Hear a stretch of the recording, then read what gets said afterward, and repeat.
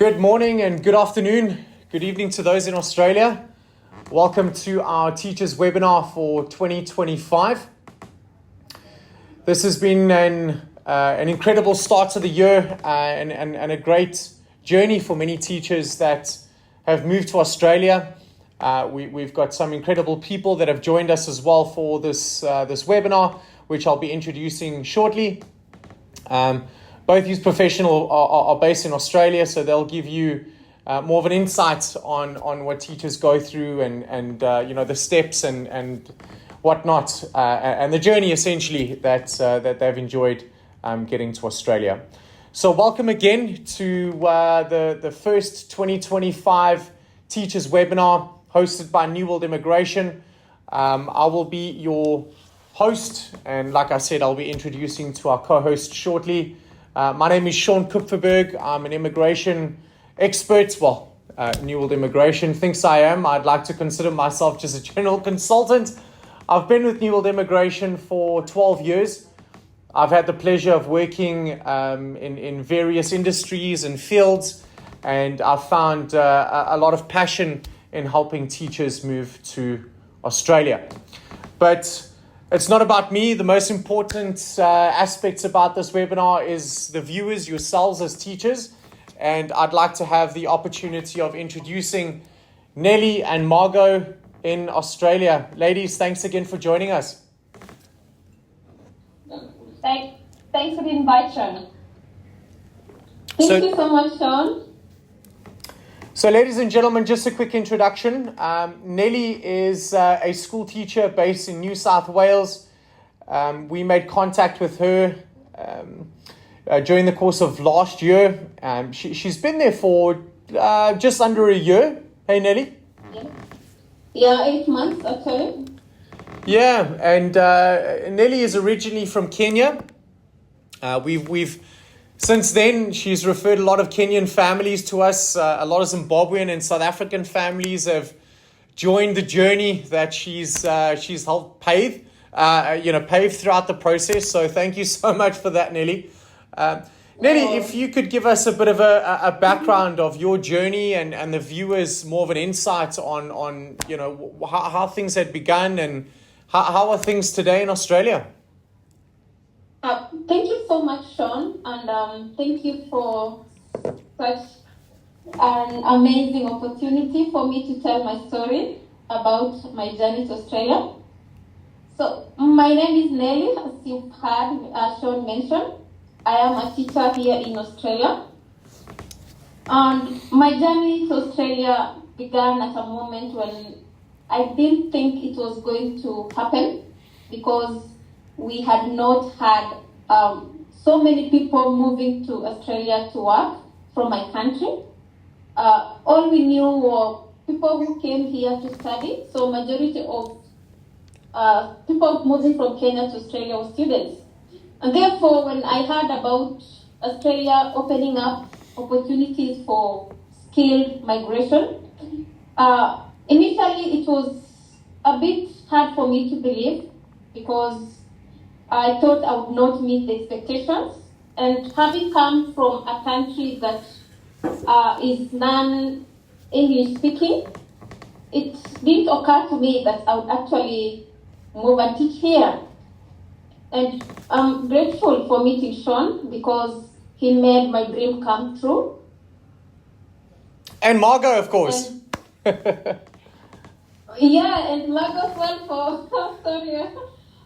I think I've been in contact with Sean for quite a long time, until every other time I keep referring to him and forget that it's you two that made this happen. And sometimes it seems surreal for me till now, but I'm happy being here. No, that's incredible, Nelly. Thank you so much. And tell me, how have the kids settled in? I think the viewers, a very vital point for a lot of families. Want to make sure, they're making the right decisions and the right move to the right country. And, the decision behind a lot of families wanting to move would be for their children, career growth, safety and security, being able to earn a stable and a really good salary, and a salary that teachers deserve at the end of the day, being able to provide for their family and their kids, and being able to travel and so on and so forth. Can you give the viewers a bit of an insight on how your kids have settled in? When we moved to Australia with the kids, I didn't know that it was going to be a good place for them, because one of my daughters kept telling me, when we get to Australia, I don't think I'll be able to talk, because we were not so used to speaking in English. And every time she kept reminding me that she might not be able to communicate or make friends.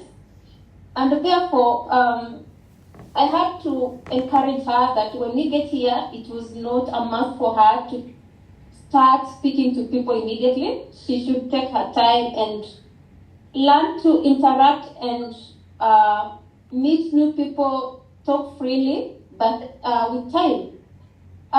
But it surprised us so much when we got here, because she was the first among my two girls who came here to make friends. And in the second week of school, I was receiving calls from parents asking if we could organize for play dates with the girls.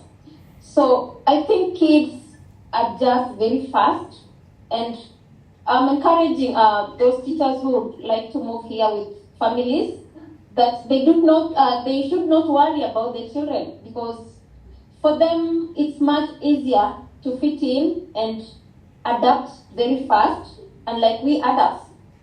I think I found it hard to fit in very fast, making those social contacts and interactions. It wasn't so fast for me compared to how the kids adapted. Of course. So it shouldn't be an issue or a problem for any family with regard to kids.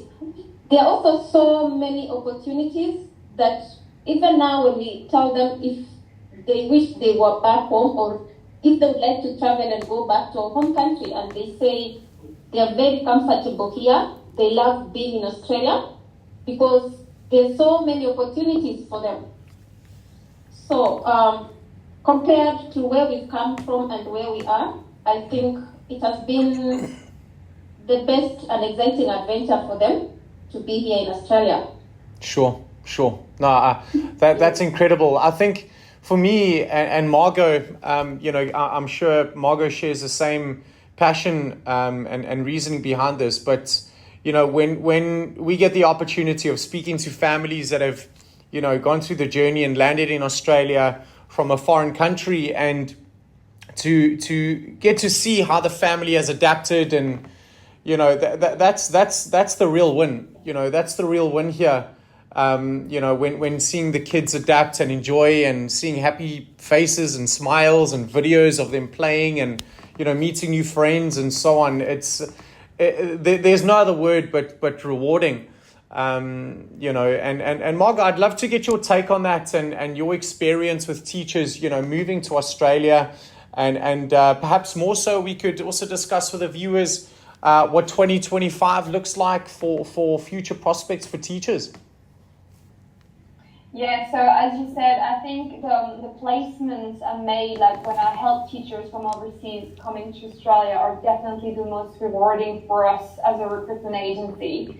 And it's also a great opportunity for Australia to be able to source teachers from overseas, because we definitely need teacher in Australia, and it will still need teacher in 2025 as well. So I really encourage people to come. We do have a lot of positions for them. But yeah, placing people from overseas, it's really rewarding, because you actually, I'm not going to say change life, but you contributing to your family to be safe and to be in a new environment and a new adventure. So that's definitely what I prefer in terms of my job.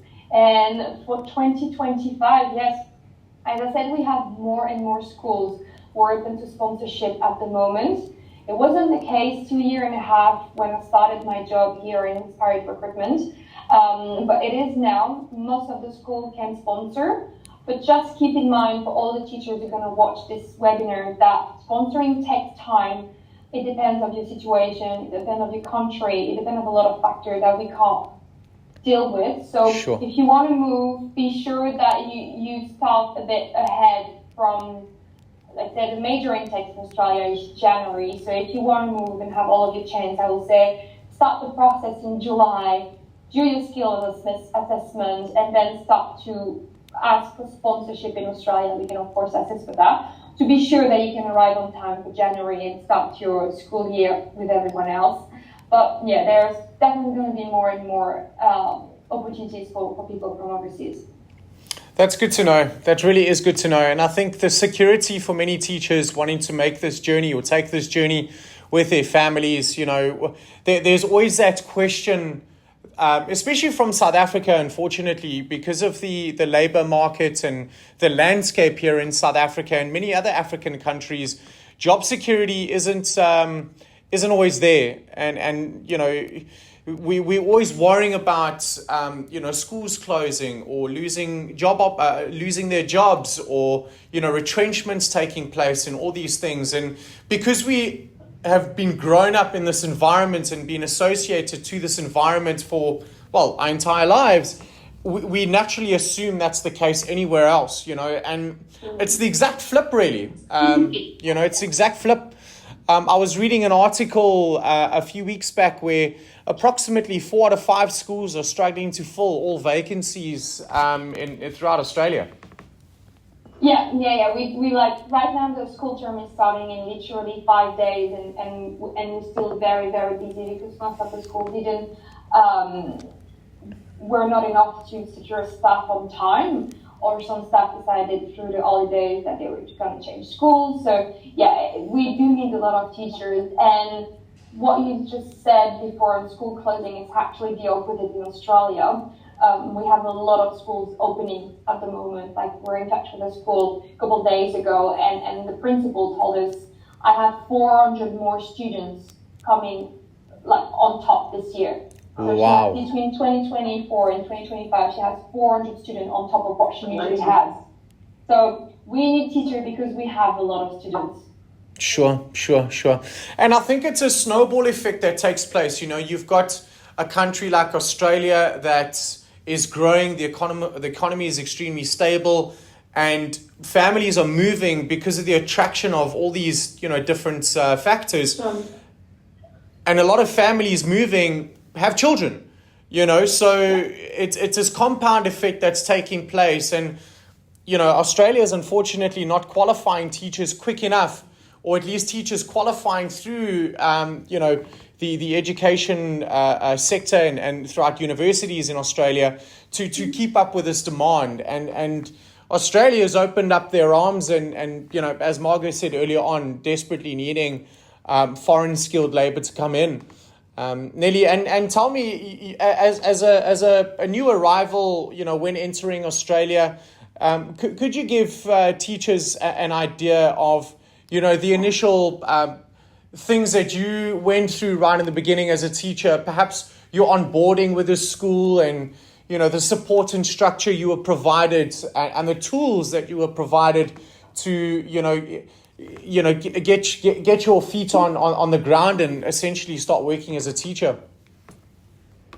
Okay, so maybe before I answer that, Sean, I would really highly encourage the teachers move to Australia when they have already secured a job, because I found it easier to maybe start a life here, because I knew I would be able to meet my needs, if maybe to buy food and enroll my kids to school. Certainly. And I think it's the best thing that happened to me, even though I was waiting for another visa, but I still remain grateful for having been able to secure a job prior to the grant of the other visa. And when I got to Australia, it was during the holiday break, the 2 weeks break. And that gave me time to get to know the school and go through the policies, because before you begin to teach, there are the policies that you have to read and know what is expected of you as a teacher. And that is something that I really appreciate about teaching here. you don't just arrive and you are put in a classroom without being prepared to be able to maybe interact with the learners. So for the 1 week, I went through the policies, reading them, and internalizing and being able to understand what is expected of me as a teacher here in Australia. And that really helped, because when I got now to teach, I was able to refer to those policies and know how to handle certain situations, because I can't say it's really comparable to what I did back home, because I think the approach here is totally different from how it was done at home. And therefore that preparation that I went through was very helpful. And once the schools opened, I still had someone with me in the classroom. So for my first week, I would shadow a colleague, and the first person that I was able to maybe have in my classroom was my coordinator, who was very supportive even before I began, the schools resumed. She was able to meet me in the school, in the office, to tell me about my lessons, what is expected in every lesson, what time to attend, what procedure to follow in case I have difficulty. And so for those, the initial or the start of my teaching, she was with me, and I would be able to see how she was delivering, how she went about in the lesson.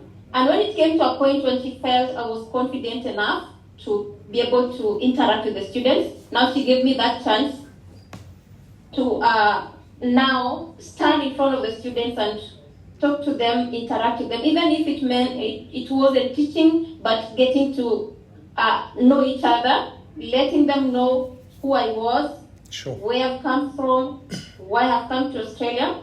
And I found it a smooth transition from my classroom back in Kenya to the classroom here in Australia.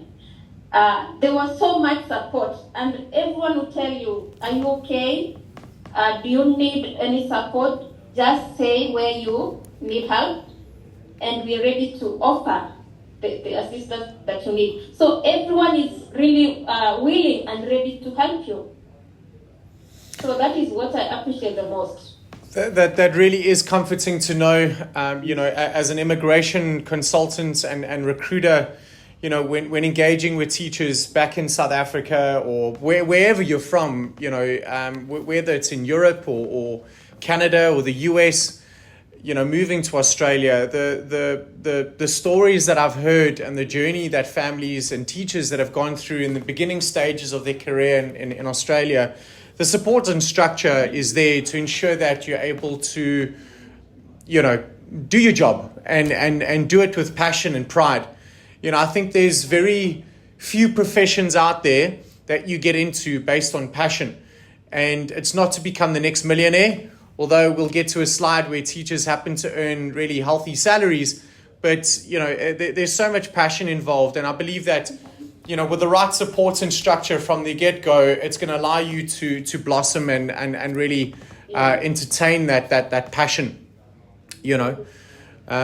Margo, there's always an interesting conversation that I also have with a lot of teachers, and we touched on this subject earlier on. Why is Australia experiencing such a massive shortage of teachers?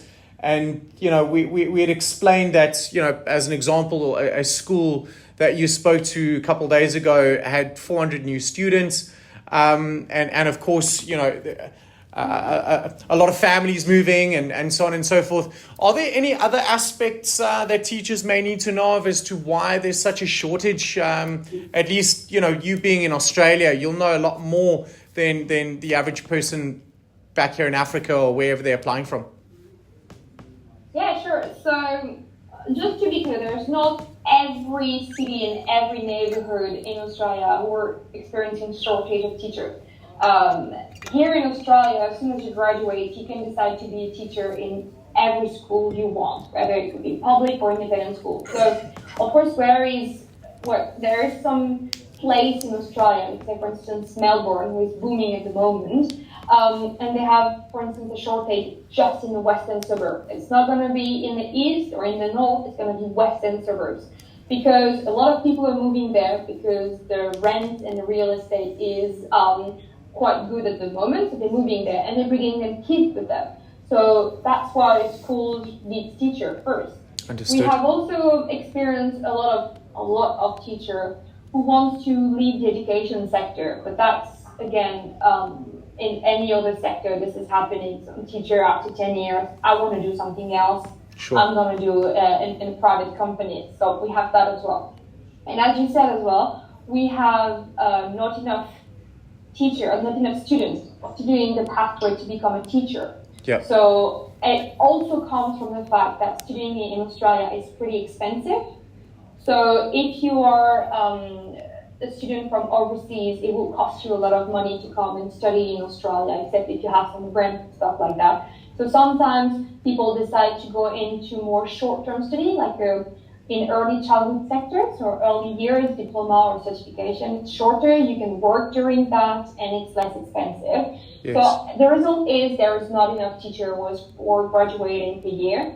And some of the subjects like technology or computer studies are very, very missing students. Yes. So it's like, for instance, we have 200 jobs, but only 100 students graduating who can teach technology. So we have a gap of 100 teachers. Yes. And every year it's the same. So at the end, that's the situation right now. We ended up with a massive shortage through Australia. And Australia is a very big country. There is not a lot of people in the middle, but we are all located around the coast. So sometimes we have schools in remote area really need teacher, but not a lot of Australian teachers are willing to go in these places because they have family. So that's why we also need overseas teacher for remote position, but they attract a lot of benefits if you come to these places. So you can come in Australia in big cities, but there is also regional opportunities that will bring you more benefit as a teacher in Australia. Yeah, I can resonate with that. I mean, when we speak to a lot of families, and not just teachers, construction managers and so on and so forth, there's this huge drive in wanting to go to, these really attractive areas. Brisbane, for an example, people want to go and live and work in Perth, CBD, or they'd like to go and live and work in Sydney. And, to the average listener, guys, it's always a fantastic idea. And there's nothing wrong with it. But I would definitely suggest looking at outside of those areas to at least begin your career. Where Nelly has started her career outside of your major metropole areas to build up her local Australian work experience, which is only going to increase her salary down the line. It gives her an opportunity and her family an opportunity to grow and understand what Australia is about in not such a hustle and bustle environment. The cost of living, as an example, is far less than what you would experience in the likes of Sydney and Brisbane and Perth.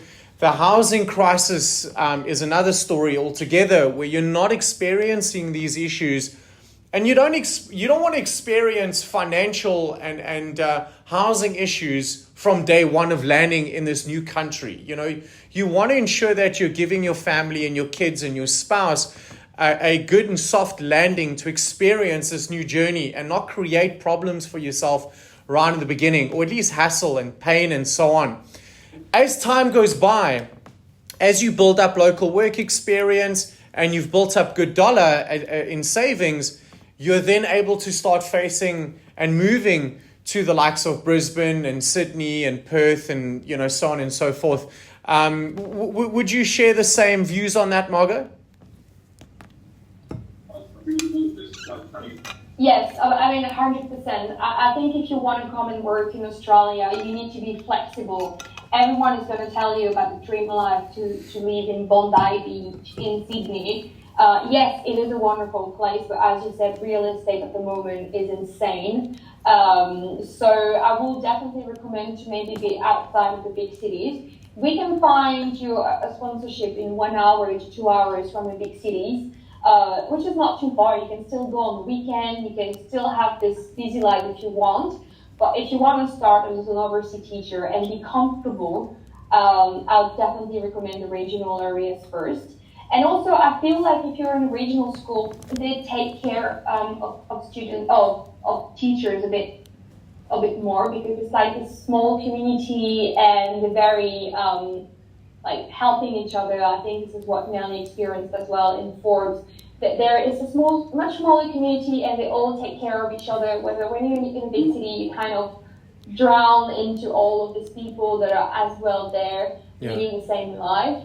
And yeah, regional areas, your salary is going to be better or even as good as Sydney, so it doesn't make any difference in here, but you may have more benefits. So the real estate, for some of the remote schools that we have, you have remote allocations, you can have relocation bonuses as well when you move from another country. So I would definitely encourage you, if you want to move to Australia, to explore also this regional areas, because there is opportunities and potentially even more opportunities in big cities, because schools in Sydney, they do not need to sponsor teachers. They have a lot of them coming. They have a lot of English and Irish teachers coming on working holiday visa for 1 year, and it's full of them. So yeah, just broaden your horizon and you will find a position much faster. Yeah. And just to touch on that final point on that, Nelly, you moving to Forbes in New South Wales, it's not a one-horse town, but certainly not a Sydney. Just to share with the viewers how your family has settled in, a smaller town, and how that shaped a wonderful surrounding for your kids. I feel coming to this small town has been beneficial for our family, especially for the kids, because it's more or less the same as being in the small village back home, where you are actually comfortable because people know each other, and it's a good place to raise the kids. They have all the necessary, if it's the parks, we have the parks around us, same as if they want to settle in the city. But I feel being in a small town is the most appropriate place to raise the kids. And also, in my school, when we got here, it's a school that embraces our family. And we got an opportunity to work with my husband in the same school. I'm a teacher while he works in IT. Something that has never happened since we got married. We've only lived together for a full year once, that is during our COVID time. And I know if you maybe were in the city, be doing something else, and we would hardly meet because he'd be working the night, and when I come home, he might be leaving for work while I get home from work. So it has really bonded us as a family. And you will get community members wanting to know how you are. They will come to you to ask, have you settled well? Do you need anything? They are ready to offer help, something that I don't think can happen in the big city. So people are offering to help you. Do you need anything? Such kind of kindness that we have met here. We also go to church, and we have also been part of the church community here. We've the kids have also enrolled in a catechism class or the liturgy classes, where I've also gotten a chance to interact with the kids in the church and be able to teach them. So it is an amazing place. And most of the time when I talk to teachers from my country, I encourage them to move to the regional areas, because it is an advantage for teachers, because schools are everywhere. If you go to the rural areas, to the cities, you'll still find a school. And starting life here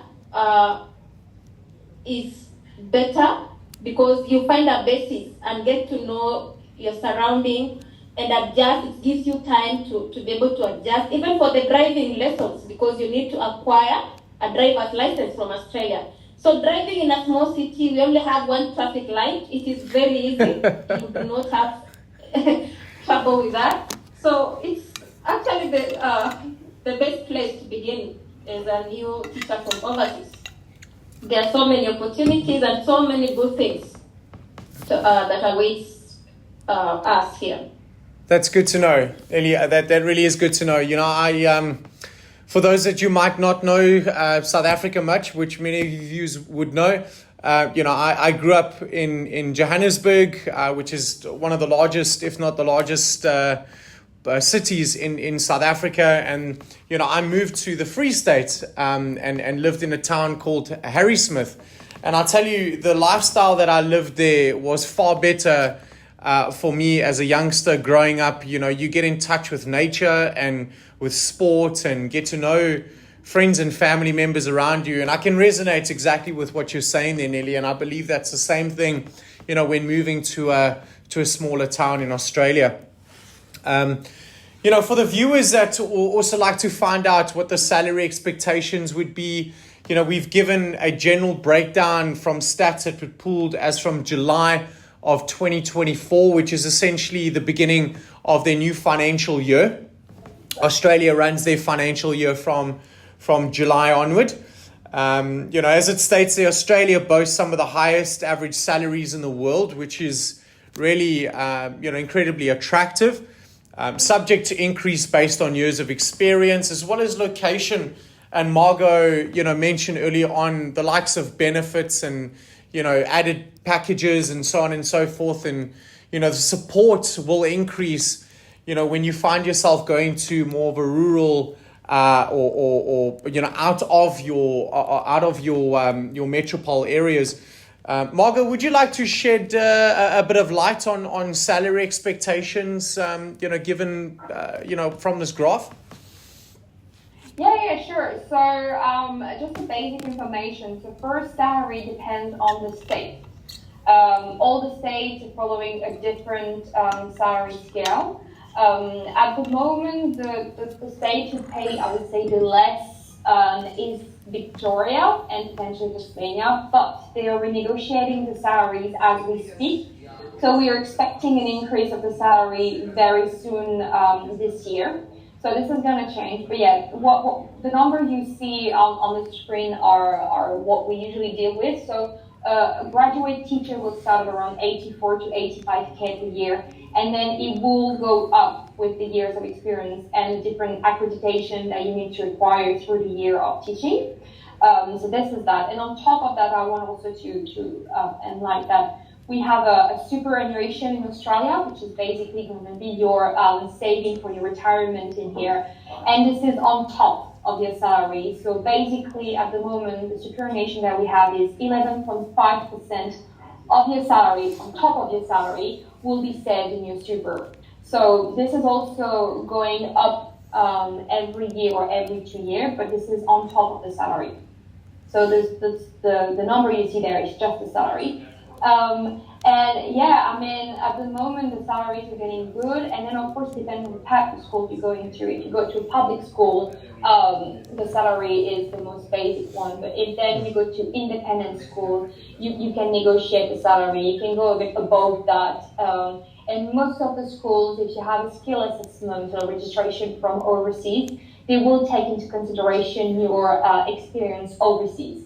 So if you're a teacher with 10 plus year experience and you go in an independent school, for instance, you will be able to potentially have a salary between 120 to 130K plus super. So the salaries are quite nice in Australia, definitely, and they're only going to go up from now on. They're renegotiating with the union. So yeah, then again, depending on the states and the type of school. But then after, if you secure a position through us, we will be the one trying to negotiate the salary as high as we can, of course. And the other bonuses, which is relocation bonus or any type of benefit that they can help you with.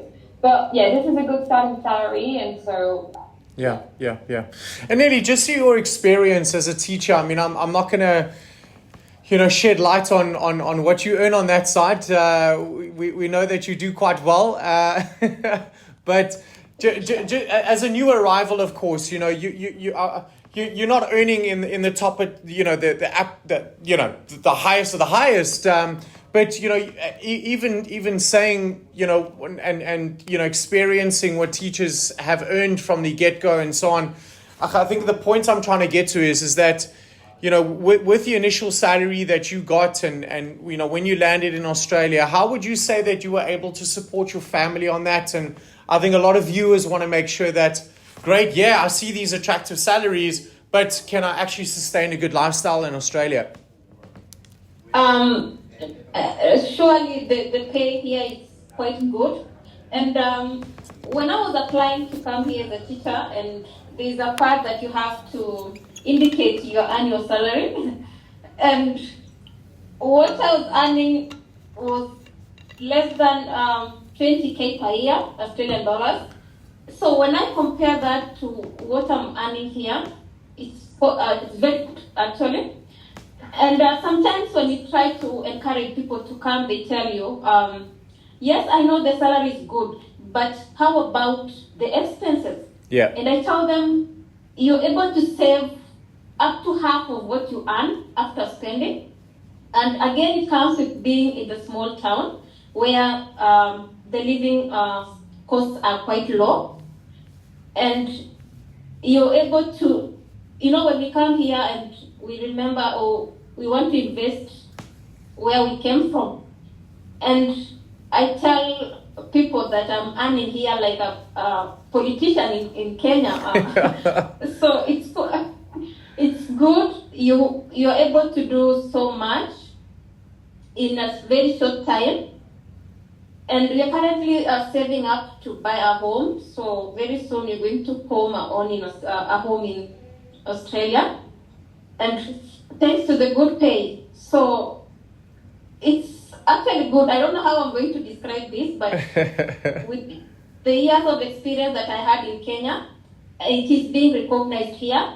Yes. So you don't have to give up your experience and come and start here at a graduate level. Yes. So with your 10 years of experience, 5 years of experience, you'll find yourself falling somewhere where you start with a good pay. Even the graduate, the entry level is still good actually.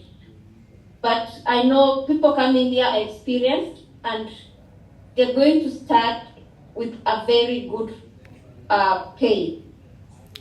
That's good. It's really comforting again to hear, Nelly. Again, you know, coming back to what you said earlier on, you know, you see these great salaries, you know, it's an attractive country, you're getting all these major benefits, but the biggest thing is that can I sustain a good lifestyle? Can I provide for my family? Can I put my kids through a good school? You know, support and also enjoy some of the fruits of life, you know, travel, go and camp, maybe international travel, which, by the way, ladies and gentlemen, is very popular amongst teachers and Australians. I think Australians are the most traveled nation in the world right now, you know, because of the salaries that they earn. Margo, I know that you travel a lot, you know, as a professional and as an Australian. So would you like to touch on that and how salaries are you know, majorly beneficial that allows you to do quite a lot? Yeah, well, I guess, I mean, it depends what you want to do with your money, of course. But yeah, if you don't live in Sydney CBD, you will be able to do a lot with your salary. I know a lot of French people are coming here on a working holiday visa and think that's going to be easy to save up some money. But if you live in Sydney and don't have like a regular salary, that's going to be hard. But if you have a regular salary like myself, I'm not earning as much as maybe a teacher, but I'm still very comfortable in here. And of course, you can fly basically to anywhere from Australia, even if I need to say it's not great for the planet, but that's another discussion. But yeah, Australian people like to travel a lot. And even just traveling into Australia, there is so much to see within Australia. Sure. It's such a big country that, yeah, a lot of teachers are flying during holiday. They have a terms break of 2 weeks usually or 1 week, so you get time to explore a little bit. You can explore with your family. So and most of even the small town, the regional town, they have their own little airport, so you can fly in, fly out from the regional places. So yeah, definitely a lot to do in Australia and around. Thank you for your input on that.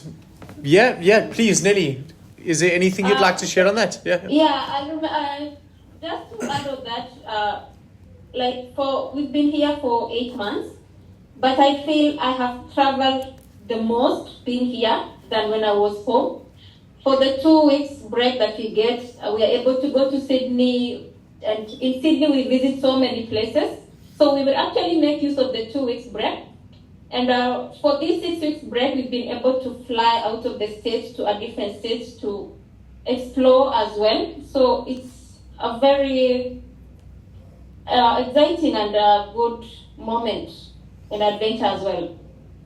That's fantastic. I think, again, as a parent or even a single professional moving to Australia, you don't want to find yourself working. You want to enjoy the surroundings and, what Australia gets to offer you. Just in Australia alone, as Margo said, I might be wrong with this, but I think in Western Australia or Queensland, those states alone, you could fit South Africa in there twice, to give you some sort of perspective on how big the country is, So you've got so much that the country offers, from tourism, travel. If you're big on your outdoors, of course, Australia's there for you. And different weather climates, right? Your weather patterns differ dramatically from state to state. So you've also got that to also consider and benefit from. But a big thing for teachers that are viewing here, ladies, and I don't want to get into the technicals of these and, sort of the jargon and immigration. I don't want to bore the viewers on this. So just from a step-by-step point of view, to explain the journey that teachers would begin with us is that, and Margo and Nelly mentioned this earlier on, the first thing that we would need to do is start the teaching portfolio with us as an agency. And to put that in a nutshell, what we would do is prove that your qualifications and your work experience has been formally assessed in Australia, which we do remotely from wherever, online, and we get it formally assessed and recognized. So you are now on par with Australian education framework, right?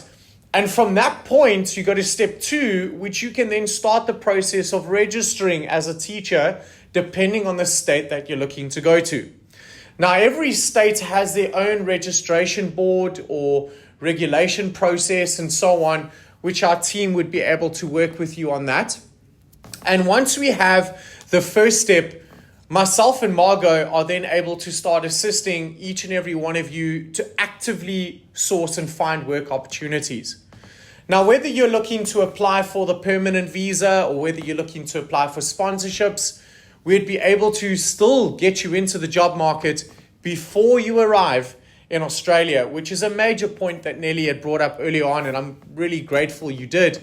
And this is exactly the journey that Nelly went through. And Margo, every teacher we bring on board, and I think I irritate Margo and her team quite a bit when I send teachers across, because I'm so excited to get teachers across to them and help them get placed, but teachers just a lot of them don't have their skills assessments. And Margo, could you just elaborate on the importance of that step?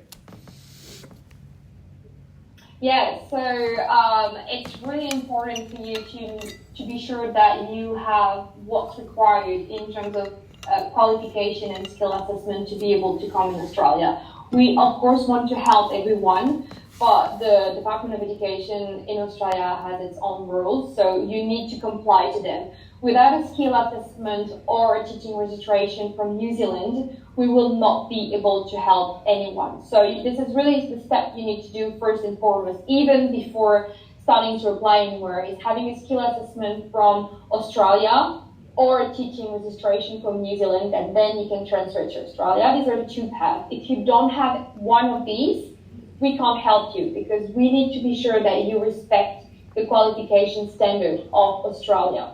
So this takes time, and sometimes it's a bit frustrating to have to wait on that, Sure. But it is mandatory, and it's the first step you need to do.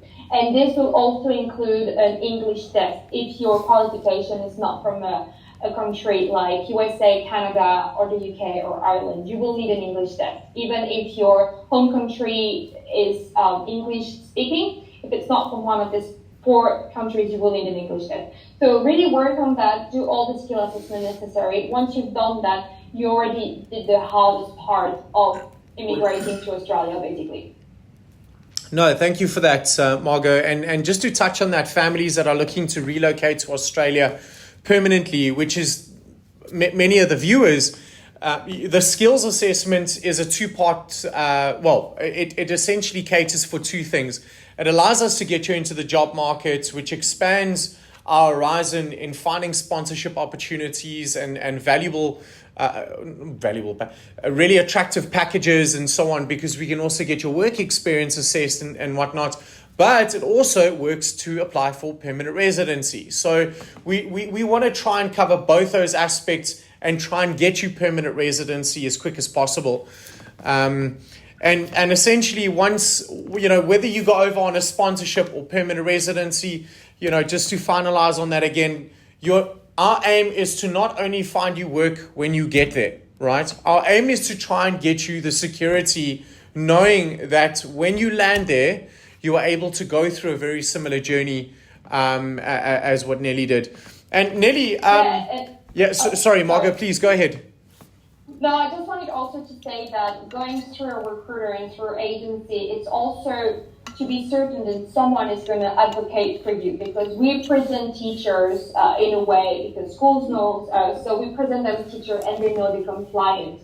Because to be honest, if you apply on Seek or Indeed or on anything, you apply to a school, if your phone number is not an Australian number, you got 1 chance out of 100 someone's going to read your CV. Yeah. Even if you write that you are a permanent residency, that you secured a 190 visa, sometimes no one is going to take care of your CV if you don't have an Australian phone number. But if you apply through an agency with us, we will tell the school everything they need to know about you, so they don't care about your phone number, because we represent you, so they know that you're someone who's going to come to Australia for sponsorship or a skilled visa, but they will pay attention to your application. And I think this is the major point as well, going through Sean and going through us, is because someone is advocating for you. No, thank you for that, Margo. And I think, Nelly can also resonate with that point, because, when she started applying for jobs and whatnot without the qualification assessment and whatnot, it was a struggle. But Nelly, I think the moment you got your skills assessment, Margo and I were able to get you a sponsor. I can't recall the time frame, but it was within a month, I think. Yeah, within a month. And prior to that, I had applied to so many schools. And actually, very few responded, gave me feedback that they were not recruiting from my country. So, as Margo has mentioned, it is really important for one to go through the agencies, because there you're assured that you're going to secure a teaching spot somewhere here in Australia, rather than making that application on your own. And I have friends who have tried the application. Someone mentioned that she applied to 100 schools. She made 100 applications, but none of those schools accepted her because she was not in Australia at that moment. Yeah, no, absolutely. And I think, we've worked really well between myself and Margo's, views on getting teachers into Australia over the last couple of years. And we've partnered very well with them to assist with the paperwork, deal and ensure that the family's immigration documentation is all in place. That is not bureaucracy we want families to deal with. Many of you have kids. You've got a job that's essentially 2 jobs on its own.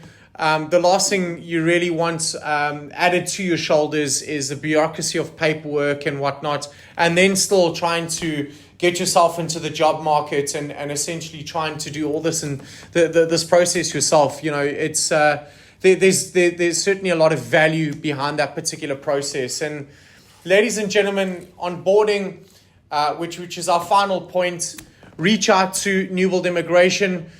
You'll have our contact details below there'll be a link below on this webinar. Thank you so much for joining us. And I thank Margo and Nelly once again You ladies have been incredible, and I'm really blessed to have worked with both of you, up until this point, and looking forward to what happens in the future. Yeah, definitely, and looking forward to meet all the great teachers we're gonna have from you, Sean. Me too. I'm really looking forward to a time when you have so many faces on this screen of teachers giving their stories and sharing their journey here. It's an amazing opportunity for me, actually. Thank you, Nelly. Thank you, Margo. You guys have a great evening. Enjoy it, and we'll speak soon. Thank you, everyone, for watching. See ya. Bye-bye.